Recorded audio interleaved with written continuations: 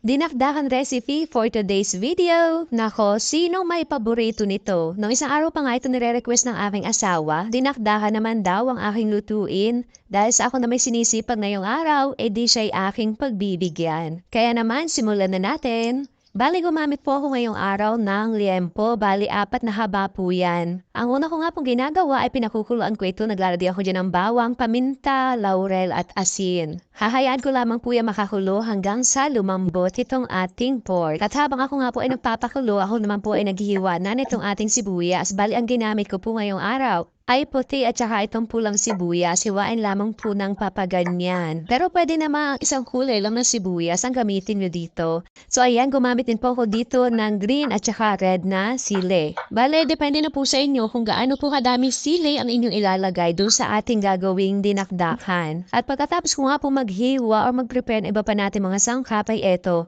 Lumambot na yung atin pong pork belly or yung ating liempo. So, akin na po itong hahanguin. Tapos yan nga po ay hahayaan ko lang po munang makatigis. Kasi after po nito, ito po ay ating i-air fry. So, habang pinatitigis ko ay init na po ako ng air fryer. So, ayan po. Atin po itong isasala sa loob ng 30 minutes sa 200 degree. So ayan, sa air fryer ko nga po siya lulutuin pero yan naman po ay pwedeng ihawin or iprito sa kawali. Depende na po sa inyo kung saan po kayo mapapadali. So ayan, after 30 minutes nga po ay bahagya na po lumutong itong ating pork liempo. So ito po ay aking gugupit-gupitin sa kasarapang laki lamang po kagaya po ng inyong nakikita. At kung hanggang ngayon nga po ay kasama ko pa rin kayo, sigurado ako natatakam ka na or namimiss mo na rin ng ganitong recipe. Kaya naman, pakipusuan mo na itong ating pork dinakdakan at syempre, mag-follow na rin po kayo para palagi kayong updated kapag meron po tayong bagong recipe dito sa aking munting kusina. Salamat po! So ayan, inilagay ko na nga po dito yung ating sibuyas, sili at luya.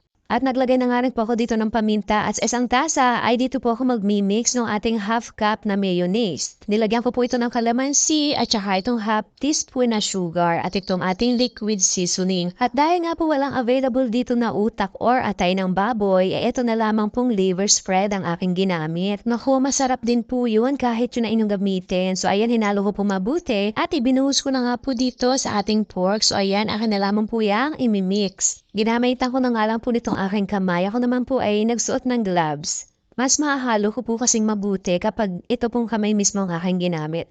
So ayan, after po niyan, ready to serve na itong napakasarap nating dinakdakan. At kung ikaw nga ay natakam sa recipe natin ngayong araw, lakad na, mamalengke na. At magluto ka na rin ito dahil itong ating dinakdakan ay talaga namang best pang ulam at syempre, alam mo na, best pang pulutan. Pero hindi po ako manginginom ha. Siya, serve and enjoy!